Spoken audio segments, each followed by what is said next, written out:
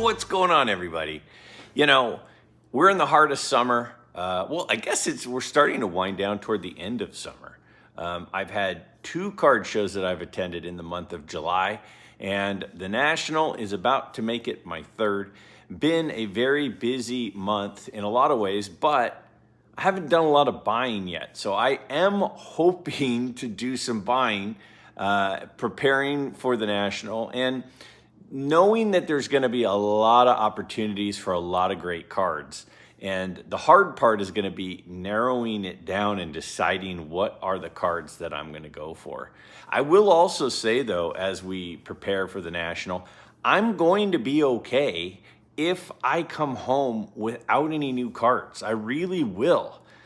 It just means I'll have more money to buy in different auction houses. Now, I've said before, and I'll say again, the beauty of buying in person is that you get to hold the card, you get to see the card better. You don't have to pay that sales tax, which is a benefit. You know, there are those benefits, but I'm not going to force it, even though I know there's going to be a ton of inventory there. I am going to make sure that I absolutely love a card if I'm going to be purchasing that card. Now, let's go ahead and remember that this is just a hobby. And, you know, there's crazy stuff going on in this world right now. Absolutely crazy. You know, my buddy Ash had the big theft. You know, we've got ex-presidents getting shot. And this card thing is supposed to be our escape from all of the crazy world. This is supposed to be something that is a positive thing that can occupy our minds. So don't forget that as we continue to move forward in our collecting. This is an escape. This is a positive outlet, or should be a positive outlet for us. Now, as always, if you have a question for an upcoming episode, please do not hesitate to ask it. Simply type it into the comments below. These questions are, again, I started doing things a little bit differently. I now compile the questions and then they just work their way up.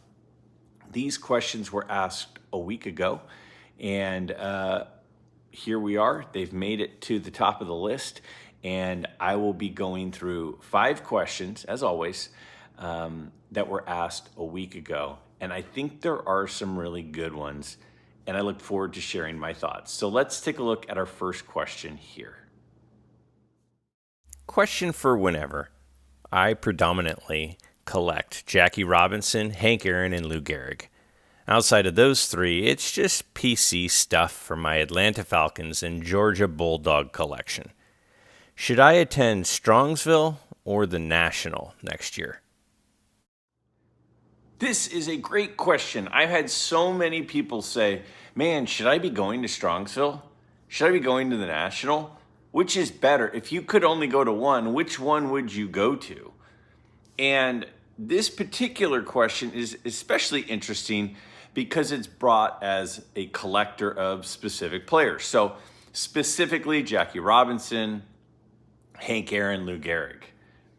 Now, Hank Aaron and Jackie Robinson cards are not particularly rare, right? If you went online right now, you went on eBay, you could type in, Jackie Robinson, PSA or SGC. You're going to get a lot of options, a lot of cards that you could potentially collect. Now, if you're looking for an ultra rare Jackie Robinson card, if you're looking for an ultra rare Hank Aaron card, that is kind of a different story. Now, some people like the mainstream stuff and some people prefer the ultra rare stuff. Some people call it oddball, whatever you want to call it, but the rarer, less distributed or regionally distributed cards. Now, Lou Gehrig is going to be rarer because he didn't have as many cards, because the era in which he played, it was not like Topps in the 1960s where every year there was this consistency. So there are going to be fewer cards, and it's significantly older, 20 years older for Lou Gehrig. So it's going to be a little harder to find his cards. But even with Lou Gehrig, if you went to eBay right now and you typed in Lou Gehrig PSA, there are going to be a lot of cards that are going to come up. So I think that's part of what needs to be addressed in answering this question to give the best advice. If you're looking for volume, now let me again preface this. I'm not an expert at this. I just am a guy with an opinion. You know, I went to a national a long time ago, and I'm going to go to the national here real soon. But that doesn't make me the expert on which show is better. Now, I have been to Strongsville, and so I have been to a national, and I'm also pretty familiar with what a national is like. So let me kind of just share the differences and then kind of give you my advice. The Strongsville show is really, honestly, it's small. The whole show this year took place inside of an ice rink size area. It was literally an ice rink. And it comfortably fit with wide walkways. It was not a big show. And previously, before that, it was in a much smaller room, like a much, much smaller room than that, maybe half that size. So it's not a big area. The thing about the Strongsville show is that a lot of the top vintage dealers will go to that show. So it's a high concentration in a small place, and there's almost no modern. I wouldn't say there's none, but 98% of the stuff in the room is going to be older than 1980. So that's what you're going to get at Strongsville. But the other thing about Strongsville is the convenience. So literally, there is a kind of a not so great hotel, but there's a hotel right there. It's the Best Western. And across the parking lot is where the show was held this year. Now, previously, the show was held in like the ballroom, if you want to call it a ballroom, of that Best Western. So you're right there. You're sleeping literally at the show. And there are restaurants and stuff within, 2-3 miles that are very easy to access. So what you're getting at Strongsville is you're getting, I'm going to sleep right here, and the show is right here. It's going to be very easy to get to it. And the other people that are attending are also likely to be staying in this very modest hotel. That's what you get at Strongsville. Now, at the National, it's going to be much more grandiose, right? It's going to have the big setups. It's going to have the big names. It's going to have more signage. It's going to have PSA and SGC, all the grading companies. It's going to have lots of vendors. It's going to have so much more pomp and circumstance than Strongsville. And it's going to have a lot more tables, right? Everyone who goes, I would expect most of the Strongsville dealers will also be at the National. But then you also get additional dealers as well. So if you're looking for volume, then I would expect that the National is the place to go. There's going to be more of everything. It's going to be everything they have at Strongsville plus more stuff, including modern, including, showcases with crazy stuff there. So if it's all about the cards, if the cards are the absolute focus, if you're going to show up, you don't really know anybody, no friend or family member or whoever is going to be meeting you there, then I would say the National is where you're going to have the most access to the most stuff in the biggest room with the most volume, with the most variety. The thing, and that's one of the things that I have a little bit of a concern about with Strongsville is a bunch of us went and we're like, oh, Strongsville was so great. It was an amazing thing. It was a vintage-only show with several of the top dealers, but that's not what made Strongsville amazing. It wasn't the cards. It wasn't like I saw things at Strongsville that I've never seen before. There was nothing that was at Strongsville that I had never seen before. There was a lot of vintage stuff because every table was all vintage and it was a lot of the top dealers. The thing that made Strongsville fun is it was convenient, and a lot of the people that I like and am friends with. I consider friends. I enjoy being around. I text with, I call, I do things with. They were all there. Not all of them. Let me back up. A lot of those friends were there. So it was more of like a hangout with a bunch of people that I really like. And there was a vintage only card show there. That is what I loved. It was not packed. The line did not wrap all the way around the building. You did not have to get a VIP pass in order to get into the show and have access to stuff. There weren't long lines. It wasn't 4 deep at every showcase. I've been to local shows that were more crowded than the Strongsville show. The thing about the Strongsville show that was great is it was literally like being in college, where we all have our dorm room and then we say, hey, what are we doing tonight? What are we doing for lunch? When are we heading over to the show? And then it's so easy to have your room, have the show, have restaurants, have people to meet up with. That's the part about Strongsville that I enjoyed the most. As long as a lot of my friends, my pals, are going to be at the Strongsville show, I anticipate going to that because of the hangout part. The show was really good, but the hangout for me was fantastic. So for a collector who's looking to add to their collection, have the widest variety, have the most volume, I think the National is the way to go. But if you said, Greg, which would you prefer to go to? I would miss the National before I would miss Strongsville, as long as a lot of these people that I really like are also going to Strongsville. I hope that makes sense. Another great video, Greg. As for next week's video, my question is, what are some vintage cards that are popular cards within the hobby that you are not a huge fan of, and why? All right, the phrasing of this question is what makes this a difficult one for me. It's the phrasing. It's what are cards that people like that you don't like? And that's tough for me because I really try hard to make this positive. I try really hard because by nature, to be honest with you, I'm kind of a pessimist. I kind of assume the worst and hope for the best. And then that way I'm not ever really disappointed or let down because I kind of just assumed that the bad thing would happen. And that's not necessarily a great way to be. I'm not really thrilled about the way that I'm wired that way. I'm the glass half empty guy, unfortunately. And I really want to be the glass half full guy. You know, we all have things that we want to be, and then we have things that we are.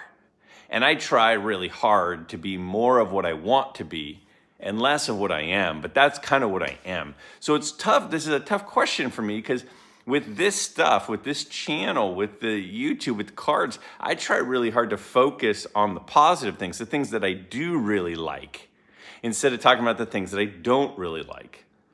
And one of the reasons I don't like talking about the things I don't like is because then the people who do like those things then get offended when you say that you don't like those things. I mean, whenever I do a video that does any sort of analysis and it says, oh, SGC's doing really well with values, they're catching up to PSA, I get tons of thumbs downs on those. And there's no doubt that the reason I get thumbs downs is because a lot of the PSA people are like, you know, this guy's just bashing PSA, like thumbs down. And I'm like, no, I just pulled some numbers and I'm sharing the data. I have no agenda here. Anyway, I'm babbling. I know, that's what I do. But to answer your question, I will share 2 or 3 things that I'm not really a huge fan of. But that doesn't mean that there's anything wrong with them. Again, I'm not saying these things are bad. They're just not my taste. Right? There's certain people who like certain foods that I don't like. I don't like tuna fish. Some people love it. That doesn't make it bad. It's just not for me. So some of the things that aren't for me, I'm not big on strip cards. For whatever reason, things that were cut out of other things, hand cut things. I don't have a lot of that kind of stuff. I have a little bit, but not a lot. If it was a box and somebody cut out the cards from the box, if there was, some sort of publication and people cut those things out, that's not really my thing. So I would say strip cards, hand cut cards. There are other people that absolutely love that stuff. One of my dad's best pals is all about some of the post serial stuff, but it's just not my thing. So one thing that's not my thing are hand cut, strip cards, stuff like that. Another thing that's not really my thing, but I will say it has grown on me, is I used to dislike exhibit cards. I used to be like, oh, no. And now I'm more open to them, but they're not really my thing either. I struggle with oversized stuff in general. And when a card is oversized and it's not... some of the images on exhibits are good images, but some of them just kind of feel doled out and grayed out. And I would almost prefer just black and white or color, something kind of in between. Sometimes I struggle a little bit with. But that said, there are a couple of exhibit cards that I do have on my list of cards that I'd eventually like to get. So it's not that I dislike them. I just think that there are more people that like them than I like them. If that makes sense. I wrote one thing. Oh, and then modern. I did make a note of those three things because I knew I'd forget one. Modern is the other thing that I'm not big on. Now, I think modern cards are beautiful. I have some modern cards. There are some modern cards that I want. I occasionally will buy a blaster or a hanger box or something of modern cards. I do buy them sometimes just because it's fun, it's nostalgic, it's an adventure.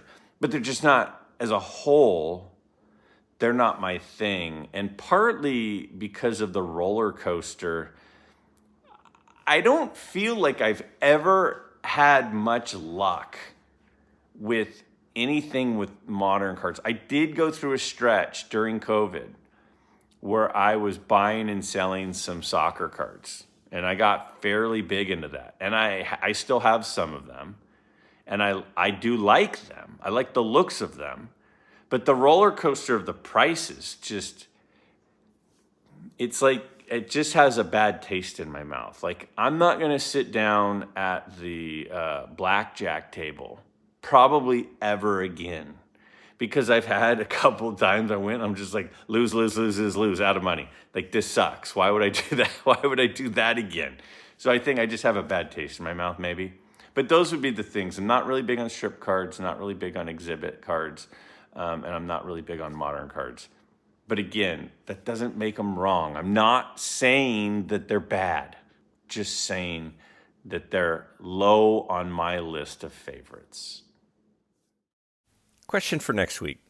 What are your opinions about some of the band players in baseball? Pete Rose, Shoeless Joe, the rest of the Black Sox. Should they be in the Hall of Fame and reinstated? To keep it about cards, what are some of your favorites of these guys? How do you think baseball should police this in the future, with sports gambling being ubiquitous in culture? Okay. This is a conversation. I mean, I've talked a little bit about Hall of Fame, a little bit about band players, a little bit about Pete Rose. Not addressed it exactly in this way. What do I think about... It's hard to make any sort of generalization. I look at it as sort of like a person-by-person thing. Now, as far as should the Black Sox as a whole be reinstated, I would personally lean toward no. I mean, if the World Series is thrown, like, that's a big deal. So I would be against that. Now, for Joe Jackson specifically, I'm not an expert at this. You know, I've watched several movies. I've read a fair amount about it. If you look at his stats, Joe Jackson didn't throw the World Series. Did he sign something? Maybe, but like, I thought wasn't it that he like couldn't read? So how do you sign some, you know, I know that, you know, did he sign a thing that said he did it? I mean, if you put something in front of me in Chinese and told me to sign it, I wouldn't know what I was doing either. I don't know. Like, I don't believe Joe Jackson was a part of that. And he just played too well for me to think that he did. I think that he got lumped in. Should Joe Jackson be in the Hall of Fame? 100% for me. Should the guys that actually did throw the World Series be in? For me, no, they shouldn't be like reinstated. Now, Pete Rose, should he be reinstated? I don't know if he should be reinstated, but I believe he should be in the Hall of Fame. He's got more hits than anyone in the history of the game. He played as hard on the field as anybody who's ever played. I don't know how you cannot have him in the Hall of Fame. And I know people say, oh, you know, I always get the comment. It's said in every locker room, if you bet on baseball, then you are permanently banned from the sport or from Major League Baseball. Are we talking about the same stadiums that right now have DraftKings ads up? Are we talking about the same? Is that the same stadiums? The stadiums that have things in the locker room that say, if you bet on baseball, then you're going to be banned forever, is the same one where as the batter is up behind him on the little thing, it says DraftKings, right? So I don't buy that. Like, I don't buy that. That doesn't work for me. You know, the Hall of Fame, I suppose, could do whatever the Hall of Fame wants to do. But if you are making a museum of the best players in the history of the game, it seems to me like you should include the best players in the history of the game. That's my take on that. Now, I know that this upsets people for some reason. They go, he knowingly did it. Great. This is just my opinion. Again, doesn't make it the right one. As far as the cards that I like the most, this is super easy. The Joe Jackson, one of the best looking cards in the history of cards. If I had an unlimited budget and I could pick one card, it would not be the Honus Wagner. It would really be between the 52 Mantle and the Cracker Jack Joe Jackson card. Those would be the two cards. So the Cracker Jack Joe Jackson, by far my favorite Joe Jackson card. Not even close. Will I ever have enough to afford it? I don't even play the lottery, so I don't know how I would win the lottery. So I don't anticipate that happening. As far as Pete Rose, I'm not a fan of his rookie card, but I'm a huge fan of his second card. So what's his best card? Well, I like portraits more than action cards. We've had that conversation before. I like portrait cards. And to me, the 64 Pete Rose is an absolutely stunningly beautiful portrait card of Pete Rose, and by far his best looking card. So that would be the Pete Rose card that I like the best. Again, I know that that's polarizing, and I know I've touched on it a little bit, but that's my take. Here's a question. Why do sellers put set break in the title of their eBay listings as if it makes the card more desirable somehow? Who cares? Even if true, it doesn't make the card more valuable. I consigned 14 cards with Greg Morris, and every one said set break in the title. Precisely 0 were from a set break. Maybe I am misunderstanding the term. This question makes me laugh when I read it, and I think it's funny, and I get it, and I agree to a certain extent. Now, let me first start and just use some examples. Have you ever driven by a used car dealership?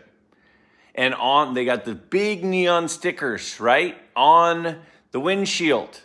And there's the car, and it says, like new. And then you go and sit in it, and you look in it, and it's not like new. How dare them say it's like new when it's not like new? In California, we have lots of fruit stands all over the place. And on the side of the road, there will be one of those sandwich board signs. And on the side of it, it'll say, ripe strawberries. And then you'll get out and you'll go, oh, I'm going to get some strawberries. And you look and 2/3 of them aren't ripe. It's just marketing. It's just, it's just an adjective to try to draw attention. I've seen so many cards for sale and it says centered that were not centered. How dare they put centered when it's not centered? They're just trying to get you to click on it. It's just clickbait, right? It's trying to get your attention to it. Now, why does set break matter? Now, first of all, I will say some of the big sellers like Greg Morris or Probstein or some of them, they should be better. They should be better than that. They putting clickbait adjectives that aren't true to get you to look at the card. To me, they kind of have a little bit of a higher. They should hit a higher threshold than to simply do that. But why did they do it? So, okay, great, Greg. It's an adjective to try to get you to click on it and look at it. Why does it matter if it's a set break or not? Well, I think when we think of a card that's a set break, it's like this card is part of a group of cards that has been squirreled away for a long time. Was inaccessible because I think there's two things. This is part of it. It was inaccessible because it was in this set. And now it's finally being released out into the wild. And now that it's out into the wild, it's something that probably hasn't been out in the wild for a while because it was in this set. And so sometimes what happens is when they're doing, when you're looking at cards, like I have certain saved searches and I click on them and it's just the same card just timed out and it relisted it. And then it timed out and it relisted it. And it's kind of recycling old listings, right? Well, when you have a card that's a set break, it makes it, you think that it's new and being introduced in. But here I think is the main reason. This is just my guess. If they're really breaking a set, so let's take that 64 Pete Rose. And it says 1964 Pete Rose, beautiful set break. And I'm not really in the market for the 64 Pete Rose, but I am in the market for a 64 Mantle and a 64 Maze. What I then might do is go, oh, Probstein or Greg Morris Cards is doing a whole set break. And so if they're breaking the entire set and I don't want the Pete Rose, they're probably going to be listing the Mantle and the Maze. So what am I going to do? I'm going to go into Probstein's listings and I'm going to see if Probstein is listed, which other 64s they're listing. So I'm going to get more eyeballs onto their other auction stuff because I'm now assuming that there are going to be other 64s since they're doing a set break. Now, is it misleading? 100%. Should they do it? Probably not, because it's not honest. It's deceiving. Why do they do it? The same reason that the car dealership says like new, because it might draw you in and it might create interest that otherwise wouldn't be there. So that's my guess. If anybody else has any guesses as to why they might do set breaks or list things as set breaks even when they're not, let me know. But those are my guesses. Question: what is one to do with junk slabs returned from submissions to PSA? I recently submitted some 1988 Fleer basketball cards from a box I broke for fun. I sent the ones that looked really, really good to me and, for instance, got back a 10, 2 9s, and a 5 from 4 duplicate cards that seemed identical to me and fresh from the pack. What do I do with the dud that apparently isn't worth keeping or selling? Throw it away? Take it to Goodwill? Other? So the answer to this question, or my opinion of this question, my brain wants me to take me somewhere way away from the actual response. The actual question of what should I do with these, to me, is a really easy answer. But I think that this question presents a much bigger question. The bigger question is, why are we submitting cards for grading that aren't worth being graded unless they get a 10? Why are we submitting cards that don't have a lot of value to grading companies? Why are we doing that? Now, I think the reason that we're doing that is because if it hits a 10, then it's worth a lot. So if you've got 5 cards from, you open a pack of 79 Topps baseball, and you take the 5 decent cards, we'll assume you got 5 decent cards out of the pack, and you send them all in because you're like, if one of these gets a 10, it'll be worth some money, and it will pay for more than the grading. That's the reason that we do it, right? The reason that we send cards in for grading that are worth less than the cost of grading is because if they hit a 10, then they're worth way more than the cost of grading. And it's just this shotgun approach. We take a shotgun, we shoot it, and we hope that we hit the skeet, right? We hope that one of the little balls in the shotgun shell clips a piece of the skeet and breaks it. And then we've succeeded. We're taking a bunch of cards, we're sending them in, we hope a couple of them hit, we hope the grader's in a good mood that day, and then if they are, then we're in the money. Now, the reason that we do that is because 10s are worth a ridiculously insane amount of money for people. There's no reason why, let's just assume in this 88 Fleer box or that was opened, you send in a Olajuwon and it gets a 10. There's no reason that should be worth so much more than a 9 or an 8 when it was pulled right out of a pack. That as an 8, it's a giveaway. It's do I just throw these away? Do I give them to Goodwill? But if it's a 10 and it looks just like the 10, but if it's a 10, it's worth a lot of money. That's insane.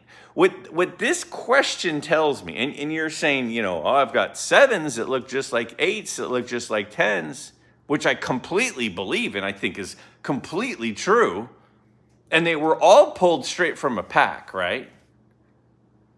What this is telling me is not what should I do with them. That's not the real question.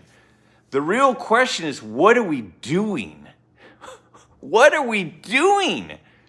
We're sending cards in at $20 a pop, we'll say, to get them graded, hoping that a couple of them hit, and then we make money. And the cards in the 10 look just like the cards in the 7. And I don't blame the person submitting the cards. I don't blame that person, really. I blame the fact that we have this mentality where by spending all that extra money on the 10, by the 10 being worth $500 and the 6 being worth $5. That's why we found ourselves where we are. People are opening new packs and anything that's a refractor or anything. I mean, I literally have a friend who went to a show and went through like a value box, stuff under $5, and bought all the cards that were rookies that were in any form of refractor, and just sent them all to even guys he'd never heard of. I'm not making this up. This happened. Sent them to PSA, hoping that some 10s would hit, which they did. And then he listed them all on eBay and he made money. Because people were buying, they were throwing darts, right? They're just throwing darts. I'm going to buy this guy's refractor out of 50 in a 10 because if he's good, this is going to be $1,000 card. And right now, I'll bet $50 on it. It's literally spinning the roulette wheel, letting the ball go, and putting one chip on one spot on the roulette wheel. It's literally it's the exact same thing. It is literally the exact same thing. So the reason that we found ourselves here is because the premium between a 9 and a 10 is insanity. I don't own any 10s. You know why I don't own any 10s? Because I can't afford to own a 10. Because anybody else, there are a lot of people who value the value of a 10 way above what I value a 10. So if I have a 10, I have to sell it, replace it with a 9, and then stick a pile of cash in my pocket because I can't afford to have a 10 because the value that the industry has put on a 10, even though in some cases the 9 actually looks better, is insane. So back to the question. What do you do with the cards? Gosh, Greg, you've been going on for 7 minutes on this answer, and you haven't even answered the question. I know, isn't it wonderful? That's why a lot of people don't listen to me.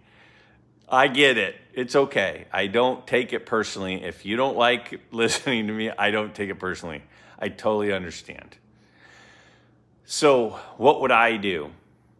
If you took a bunch of cards like Scottie Pippen and Magic Johnson and Larry Bird and, Kareem Abdul-Jabbar and Hakeem Olajuwon and Clyde Drexler and some of the guys that would have probably been in a 1988 Fleer set, and the card is in a PSA slab or an SGC slab or whatever, there are people who would love that.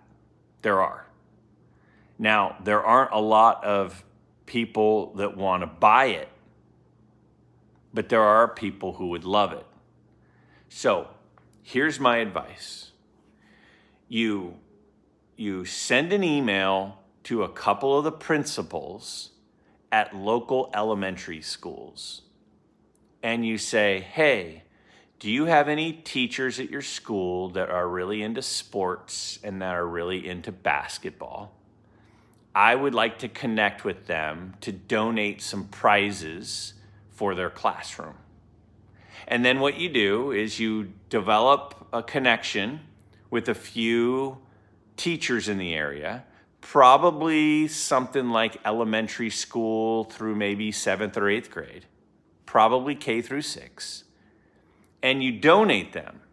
And then what that teacher is going to do is that teacher is going to use that Magic Johnson card that you're just like, oh, it's a 6, it's garbage, I'm going to throw it in the trash, and use it as a carrot and use it as leverage and use it as an incentive for some kid who probably loves basketball but doesn't love sitting still in a classroom. And it's going to provide encouragement for him to focus more, and it could make a difference. So what would I do? I would connect with some elementary schools. I would connect with some specific teachers that would be jazzed with the idea. And I would donate them to the schools and know that it could help create incentive for some of the students at the school. That's what I would do. And so when you ask me, I'll tell you what I would do. That's what I would do. If that idea isn't a good one, that's okay. Just my suggestion. With that said, those are our 5 questions for the week. As always, do not hesitate to ask a question down below in the comments. I look forward to hearing what you all would like to hear about and talk about and hear my thoughts on next week.